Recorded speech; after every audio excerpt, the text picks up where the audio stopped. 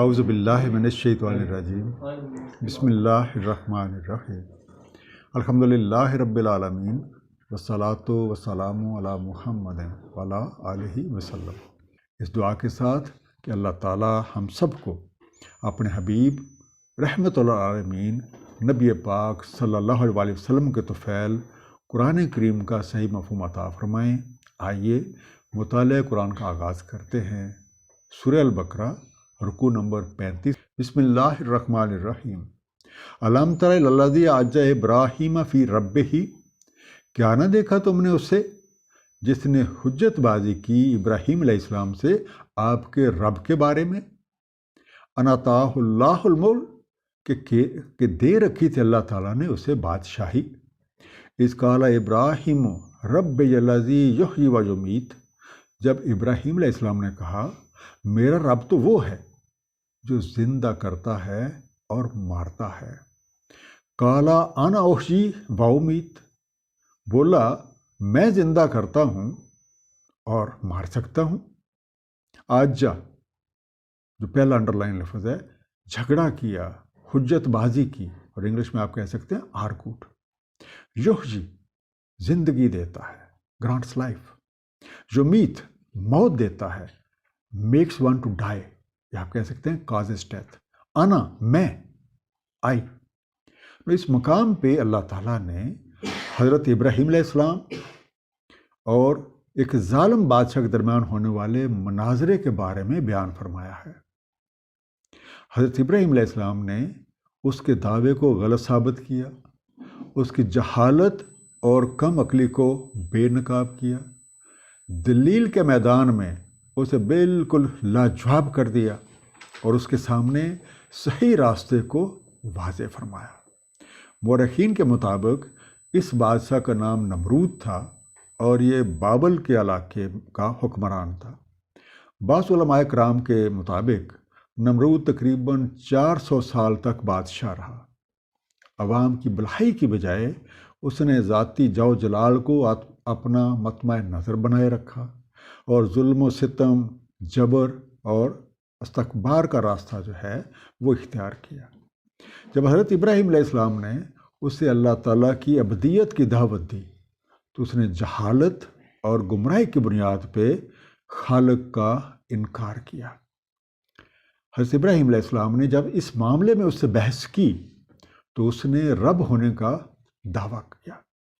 اس پہ حضرت ابراہیم علیہ السلام نے فرمایا رب الذی یحیی و یمیت، میرا رب تو وہ ہے جو زندہ کرتا ہے اور موت دیتا ہے۔ اس نے کہا انا احیی و امیت، میں زندہ کرتا ہوں اور مار سکتا ہوں۔ در حقیقت وہ شخص اپنی کم فہمی کی وجہ سے حضرت ابراہیم علیہ السلام کی پیش کردہ دلیل کو سمجھ ہی نہ سکا، جس کا اصلی مطلب یہ تھا کہ جانداروں کا جینا اور مرنا جو ہے یہ تو ایک عام مشاہدے کی بات ہے، لیکن یہ واقعات خود بخود رونما نہیں ہوتے، لہٰذا کوئی نہ کوئی ایسی ذات موجود ہے جس کی مشیت کے بغیر ان واقعات کا ظہور میں آنا بالکل محال ہے۔ تو لازم ہے کہ نظر آنے والے واقعات کا کوئی نہ کوئی فاعل ہو جس نے انہیں تخلیق کیا ہے اور انہیں اپنے نظام کا پابند کیا ہے، جو ستاروں کو، ہواؤں اور بادلوں کو ایک جگہ سے دوسری جگہ لے جاتا ہے، بارش برساتا ہے اور ان مخلوقات کو پیدا کرتا ہے جو ہمیں نظر آتی ہیں اور بعض وہ بھی جو ہمیں ظاہری آنکھ سے نظر نہیں آتی ہیں، اور پھر انہیں موت دے دیتا ہے۔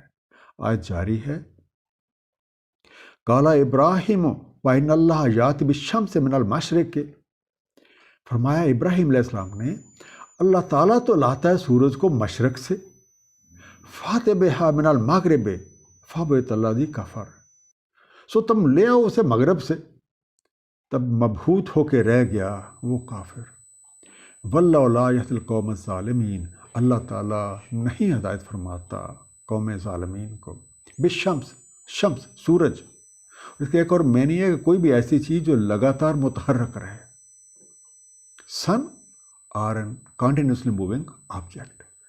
فبہتا، حیرت زدہ ہو کے خاموش ہو جانا، یا کوئی غیر متوقع صورتحال دیکھ کے چپ لگ جانا، تو اردو میں بعض اوقات ہم اس کے لیے لفظ استعمال کرتے ہیں بنچکا رہ جانا، ہکا بکا رہ جانا.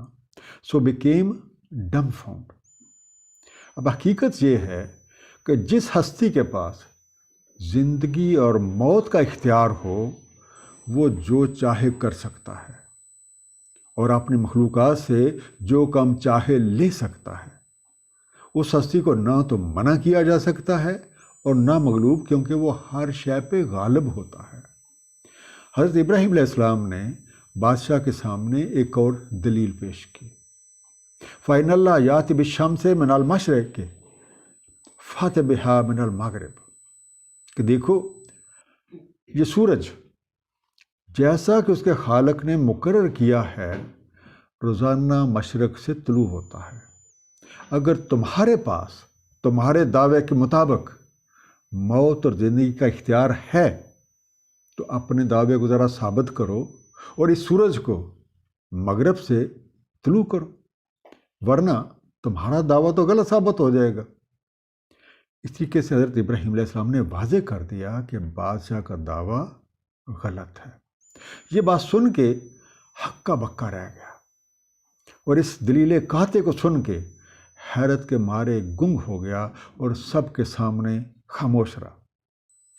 او کلذی مر علی قریۃ وہی خاویۃ علی عروشہا. یا اس شخص کی طرح جو گزرا ایک قریہ سے جو گرا پڑا تھا اپنی چھتوں پر. قال انا یحیی ہذہ اللہ بعد موتہا.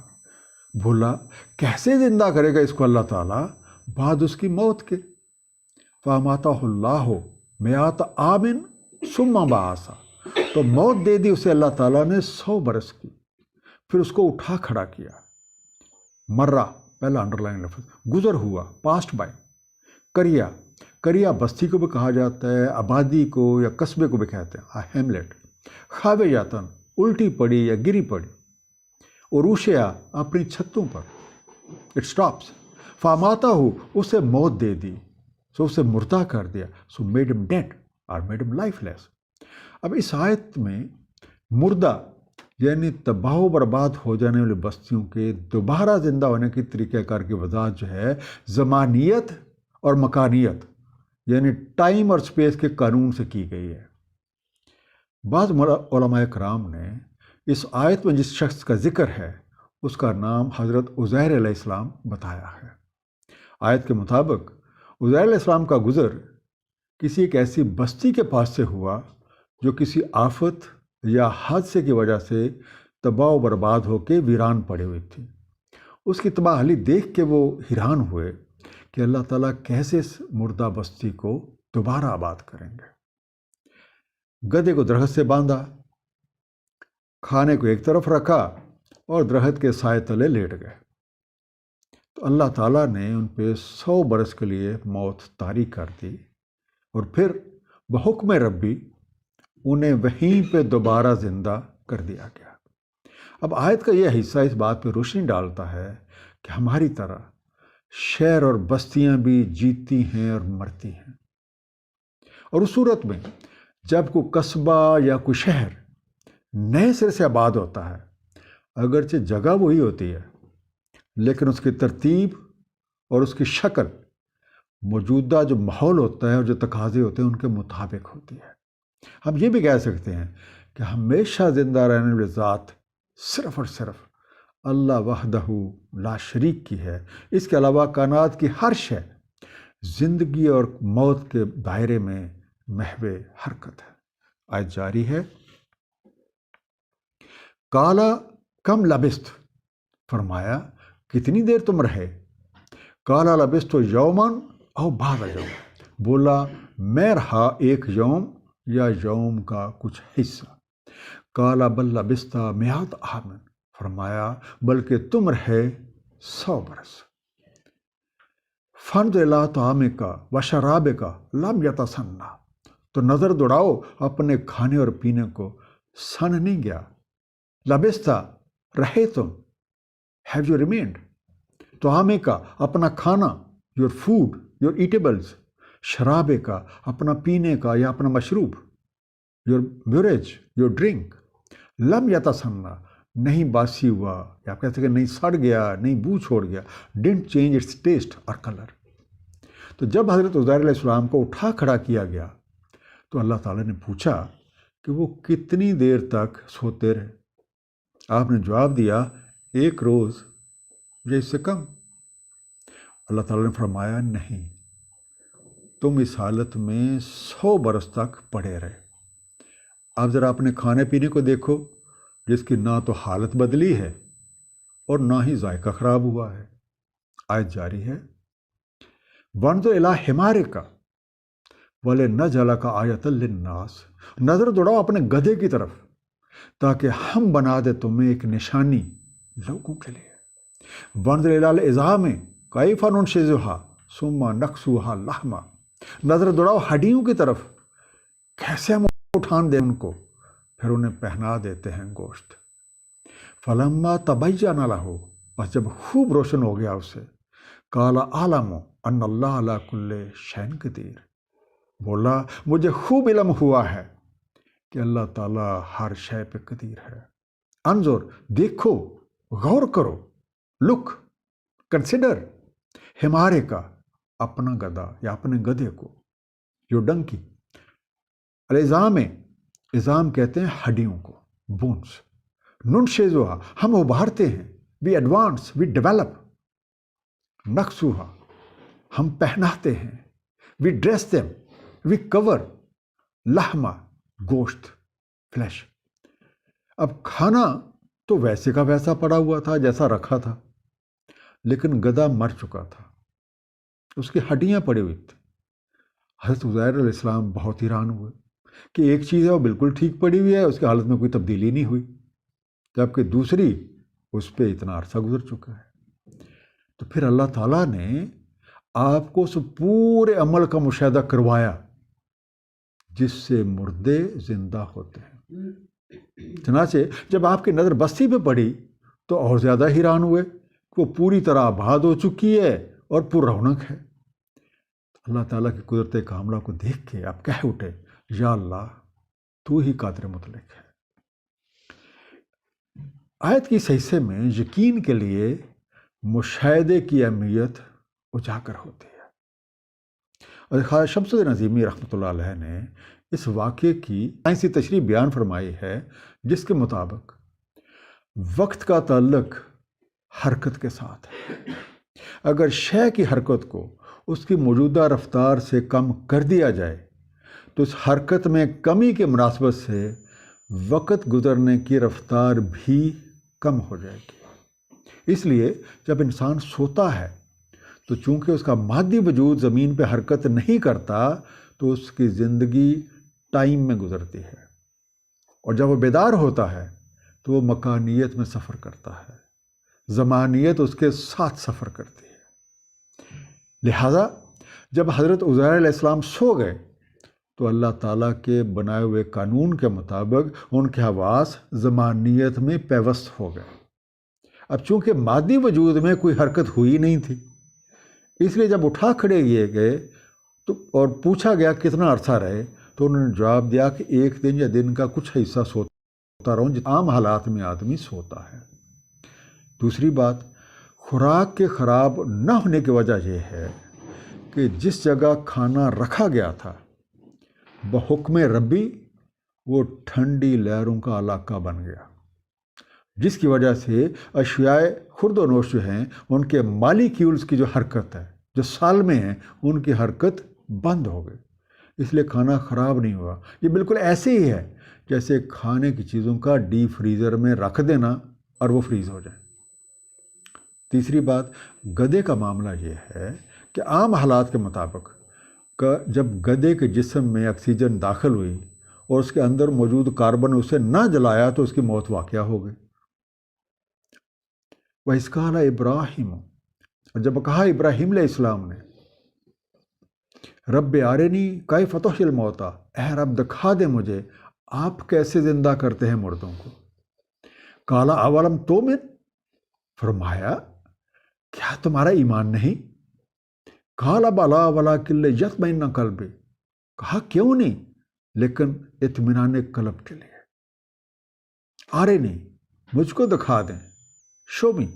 اولم کیا نہیں ہے, ہیو ناٹ, لِیَطْمَئِنَّ تاکہ مطمئن ہو جائے, ٹو سیٹسفائی, ٹو گریٹیفائی, قلبی میرا دل, مائی ہارٹ. یہ تومن کا لفظ آپ کو تھوڑا سا ڈفرینٹ کلر میں نظر آ رہا ہے. عام طور پہ اس کا ترجمہ ایمان, اعتقاد اور یقین کیا جاتا ہے. اور یقین وہ ہوتا ہے جو کسی بھی طرح سے متزلزل نہ ہو. یقین ہمارے دین کی اساس ہے. مشاہدات اور مراتب کے لحاظ سے یقین کے 3 درجے ہیں. سب سے پہلا علم الیقین, جسے انگلش میں آپ کہتے ہیں انفارمڈ کنونسمنٹ. اگر کسی چیز کے علم کے بارے میں دلیل اور برہان کے ذریعے اس حد تک یقین ہو جائے کہ کوئی تردد باقی نہ رہے تو اسے آپ کہتے ہیں علم الیقین. دوسری بات یا دوسرا درجہ عین الیقین, پریسائز کنونسمنٹ. اگر علم الیقین دلیل اور برہان سے گزر کے مشاہدہ بن جائے تو آپ اسے عین الیقین کہتے ہیں.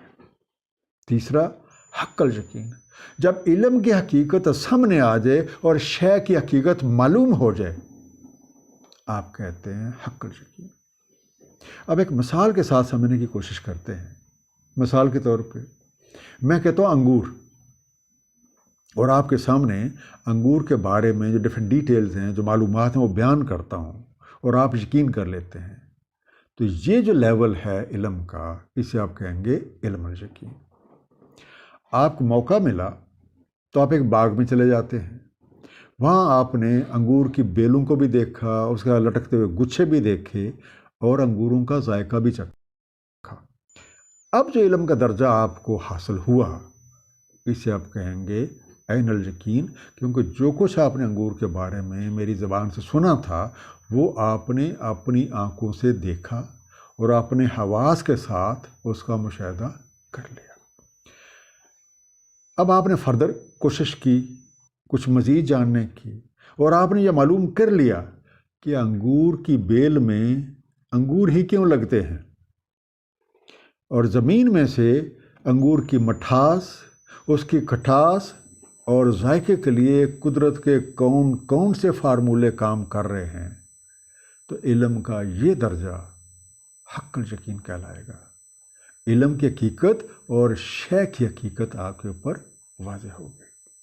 اب حضرت ابراہیم علیہ السلام چیزوں کی حقیقت جاننے کے لیے تحقیق کیا کرتے تھے, اور وہ تحقیق کے ذریعے سے اللہ تعالیٰ کی قدرت کاملہ کا مشاہدہ کرنا چاہتے تھے. اسی ذوق اور تحقیق کے جذبے کے تحت انہوں نے اللہ تعالیٰ سے موت کے بعد کی زندگی, یعنی موت کے بعد دوبارہ جی اٹھنے کے بارے میں سوال کیا. تو اللہ تعالیٰ نے پوچھا اولم تؤمن, کیا تم اس بات پہ یقین نہیں رکھتے ہو؟ حضرت ابراہیم علیہ السلام نے عرض کیا میں اس پہ پورا یقین رکھتا ہوں, میں جانتا ہوں کہ آپ قادر مطلق ہیں, لیکن میں علم الیقین کے ساتھ عین الیقین اور حق الیقین کا خاص کار ہوں. میری درخواست ہے کہ آپ برائے کرم مجھے اس کا آنکھوں سے مشاہدہ کروا دیں. حضرت ابراہیم علیہ السلام کی اللہ تعالیٰ سے یہ درخواست کہ ایمان تو ہے, لیکن یہ سوال دل کی تسکین کے لیے یہ ظاہر کرتا ہے کہ مشاہدہ اطمینان قلب کے لیے کس حد تک ضروری ہے. آیت جاری ہے, قال فخذ اربعۃ من الطیر فصرہن الیک, فرمایا تو پکڑ لو 4 پرند, پھر مانوس کر لو انہیں اپنے ساتھ.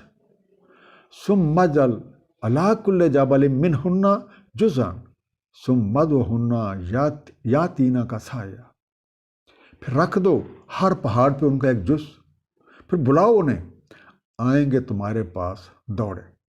وَعْلَمْ أَنَّ اللَّهَ عَزِيزٌ حَكِيمٌ, اور معلوم رہے کہ اللہ تعالیٰ ہی عزت والا حکمت والا ہے.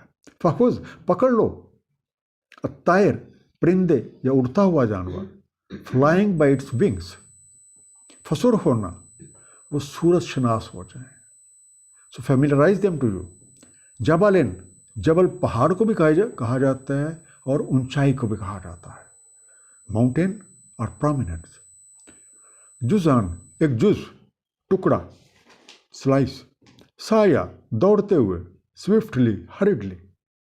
اب آیت کے اس حصے میں دی گئی تفصیلات کے مطابق حضرت ابراہیم علیہ السلام نے وہی کچھ کیا جو اللہ تعالیٰ نے انہیں بتایا تھا. چنانچہ جب انہوں نے ان کو بلایا تو ان کے تمام اجزاء جو الگ الگ تھے اپنی اپنی شکل میں آ گئے. اس آیت میں یہ فارمولہ بھی موجود ہے کہ کس طرح اللہ تعالیٰ کا کوئی دوست روحانی طور پہ مردہ یعنی ہدایت کی روشنی سے محروم شخص کی تربیت کر کے اسے ہدایت کی روشنی دکھاتا ہے، یعنی زندگی کی طرف لے کر آتا ہے.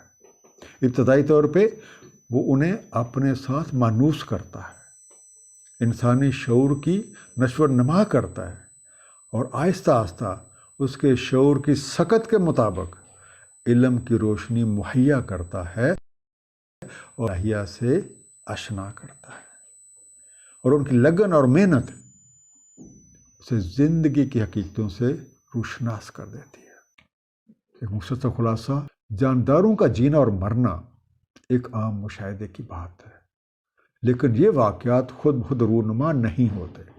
لہٰذا کوئی ایسی ذات موجود ہے جس کی مشیت کے بغیر ان چیزوں کا وجود میں آنا محال ہے، کیونکہ لازم ہے کہ نظر آنے والے واقعات کا کوئی فائل بھی ہو جس نے انہیں تخلیق کیا اور اپنے نظام کا پابند کیا ہے، اور وہ ذات اللہ رب العالمین کی ہے.